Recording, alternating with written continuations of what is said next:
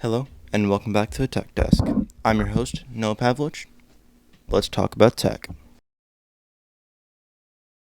First story for today is the Pixel Buds. The Pixel Buds launched today, the 27th of April, but sadly it's only the white variant of it, so it will exclusively play country music. Obviously that's not true, but that will be kind of a funny joke if you get your Pixel Buds and you go to play some music, and then it's just like some random country singer or something. That being said, Google did release an app to go along with the Buds that allows you to control the settings of the Buds.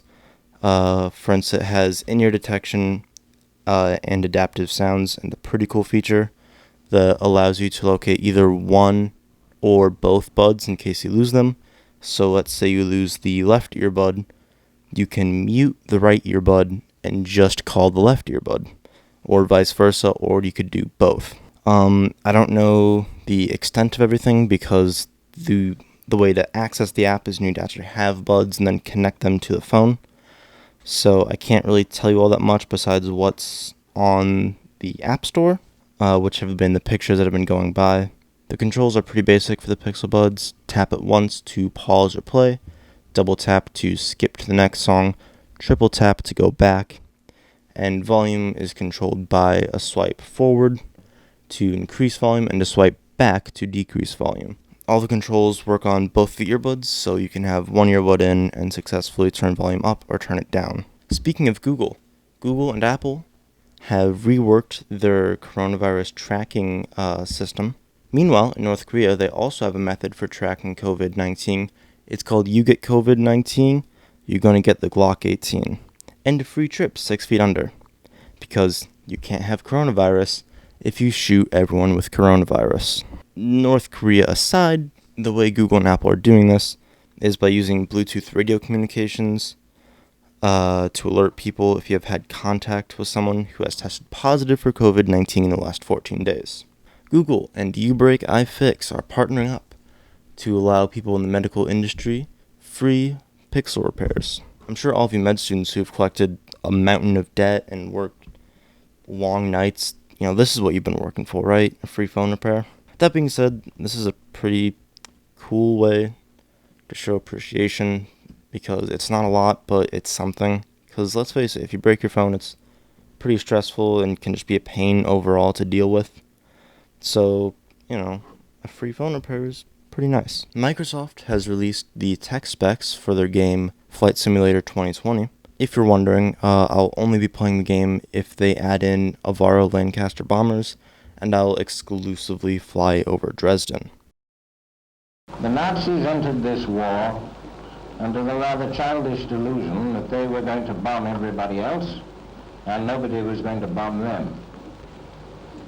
At Rotterdam, London, Warsaw, and half 100 other places, they put that rather naive theory into operation.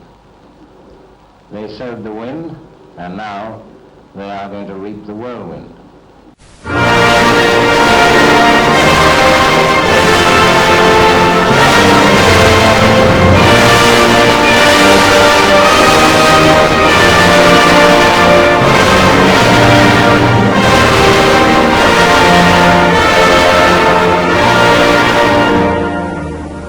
Dresden jokes aside, this game looks beautiful. It's stunning. But it will be, it'll cost you. The minimum requirements for this game is an Intel Core i5 4460 or respective AMD Ryzen 3 1200.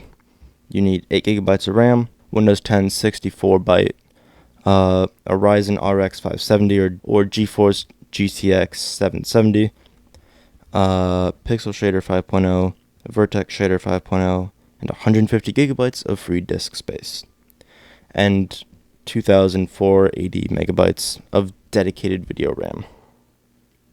The recommended specs, however, are an Intel Core i5 8400, AMD Ryzen 5 1500X, 16 gigabytes of RAM, Windows 10 64-byte, Radeon RX 590 or GeForce GTX 970, Pixel Shader 5.1, Vertex Shader 5.1, 150 gigabytes of free disk space, and 4,096 megabytes of dedicated video RAM.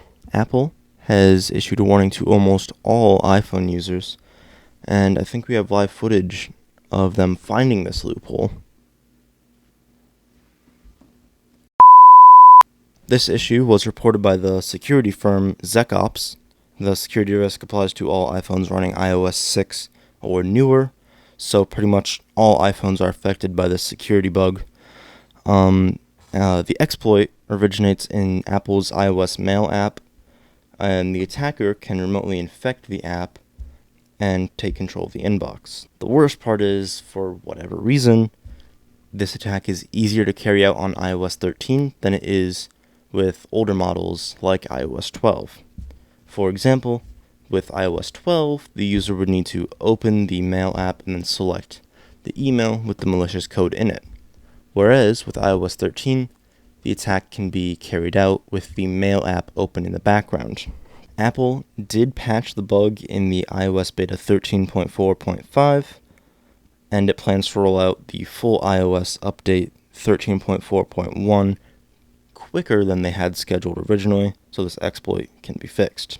In the meantime, before this update comes out, SecOps is recommending all users disable the Mail app in settings. In other news, NASA is telling people to not go to the SpaceX launch on May 27th. Normally I have a joke for this, but I really don't here, because I just think it's pretty cool that after almost 10 years, we will be launching astronauts from U.S. soil, and not only that, but it will be the first ever corporation to launch someone to the ISS, which I think is just insane. NASA Administrator Jim, I'm not going to even try to pronounce that name, has issued a statement saying that we are asking people to join us in this launch, but to do so from home. Again, this will be the first ever launch in a little under 10 years from U.S. soil, and it'll be the first launch of astronauts that are going to the ISS by a private corporation.